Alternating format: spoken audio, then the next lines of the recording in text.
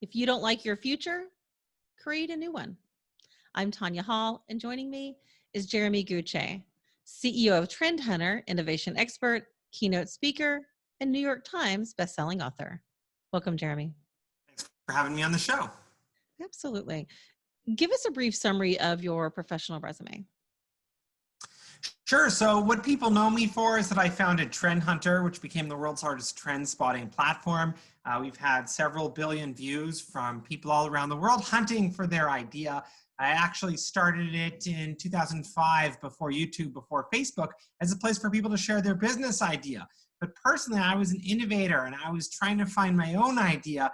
And the dirty little secret is that I built Trend Hunter when I was looking for my own inspiration.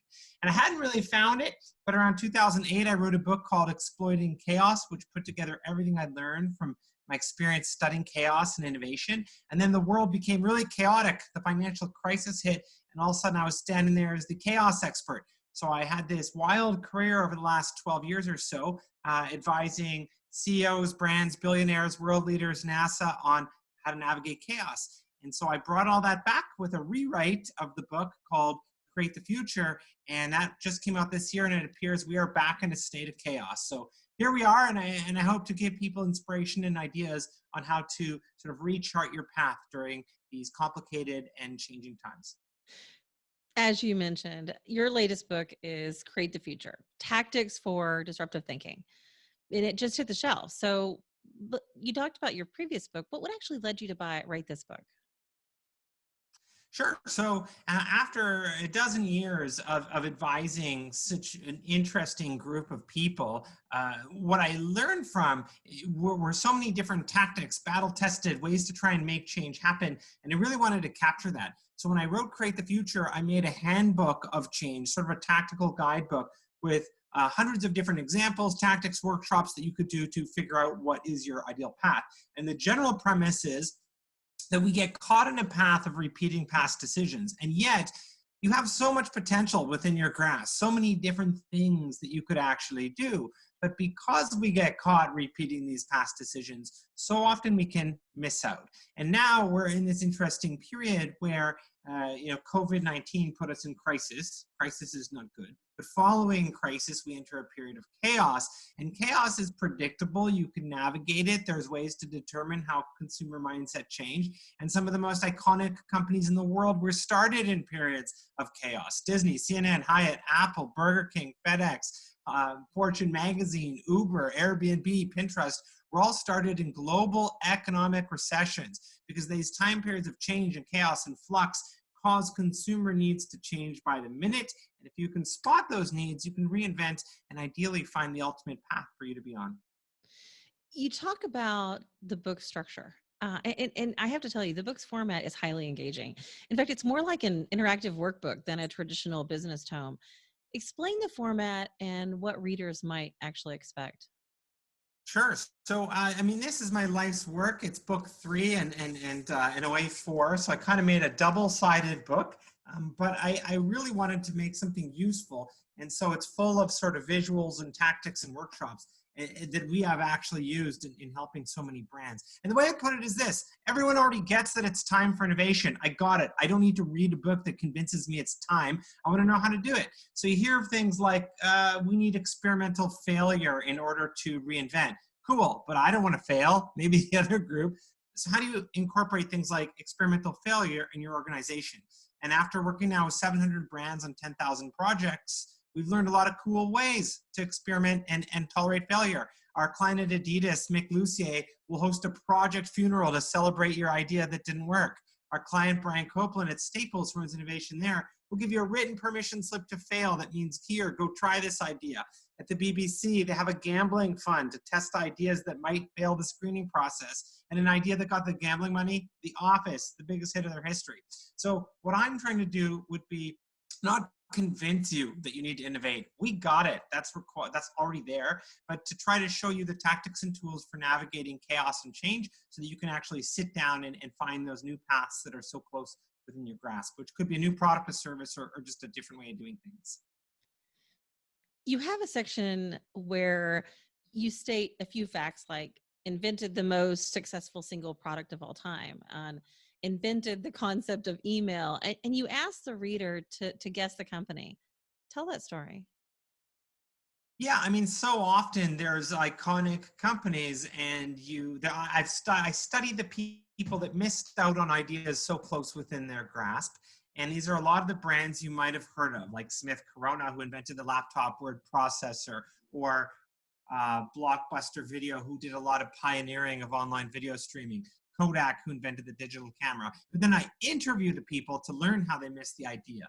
And the one you're talking about is a company that invented the graphic user interface, the mouse, the personal computer. You think I'm talking about Apple or Microsoft, but this company, 10 years after inventing the PC and mouse, took Bill Gates and Steve Jobs on separate tour. In fact, they made a couple thousand of these computers. And you wouldn't necessarily know the depth of how good those computers were, but the company was Xerox, and they made the PC in the 1960s. And if you saw the Xerox Altos, you would be amazed, bewildered by what they had in their 1973 promo video. It looks like the early editions of an Apple or maybe Windows device, and yet this thing preceded those by a decade. And when you dive into how they missed out, it's because successful people in all industries, and I can give you 100 examples, miss out on new technologies they might even invent because the new technology seems awkward and clumsy. For Xerox, the good money came from photocopiers. So this new device seems so awkward, they did not even patent the personal computer because they knew where the money came from. And one of the takeaways would be that in almost every industry, what happens is that when you're the market leader, when you're successful, when you're experienced, even individually, it's so easy to see new ideas as sort of clumsy, awkward. We tried that. And so then we dismiss the potential of new things. And that's one of the 7 traps of path dependency that I get into in the book, which is the subtlety of disruptive ideas. And the ways to get out of it would be find ways to look at new problems from a different perspective, ask outsiders for opinions, simulate how other companies might approach your market, and go through the routines of it, because you need to recognize that your own expertise could actually be the Achilles heel that blinds you from recognizing the true potential of new ideas. Explain the importance of the 7-word mantra. Well, you know, especially in a time period of chaos, I need to know why to choose you. And we've at Trend Hunter published 500,000 articles, and some of them get 1 million views and some get 10,000. So for the last almost 15 years, we've been working on methodologies to figure out what makes certain messages break through the chaos, what makes certain messages stick. And one of the easiest ways to kick that off would be that you need to describe why people would choose you or your idea in 7 words or less. 7 words or less because that's all people remember. Why should I choose you? Why should I pick your product or service? And as you dive into figuring out your 7 words or less, we spend a lot of time developing the frameworks on how to sort of frame and articulate yourself. You can see those in Create the Future, but the 3 favorites would be in our framework for infectious messaging. You need to be simple, direct, and supercharged. Simple messages enable and facilitate word of mouth. Supercharged means words and letters and things, that alliteration that makes a description sound exciting. But the most important one to figure out is direct. Direct is different than descriptive. Direct means you need to answer the question of why should I choose you? What's the compelling thing that makes you different? And if you can articulate that in a way that makes me want to choose you in 7 words or less, then your product, your service, or idea has a much better chance of standing out in a time period of chaos and change. Jeremy Gutsche, CEO of Trend Hunter, innovation expert, keynote speaker, and author of Create the Future, Tactics for Disruptive Thinking. If somebody wants to connect with you, what's the best way they can do that? Well, if you go to trendhunter.com, you can find a lot of my keynote videos, our webinars, and 500,000 ideas of content all for free. And if you're looking for a resource that is my life's work, boom, Create the Future. It has some of it bookstores everywhere. It's a tactical guidebook to trying to help you find the ultimate path that you should be on. But otherwise, thank you very much for your time, and I appreciate the opportunity of your attention.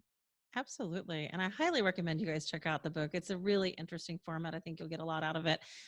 Find more of my interviews right here or go to tonyahall.net. Thanks for watching.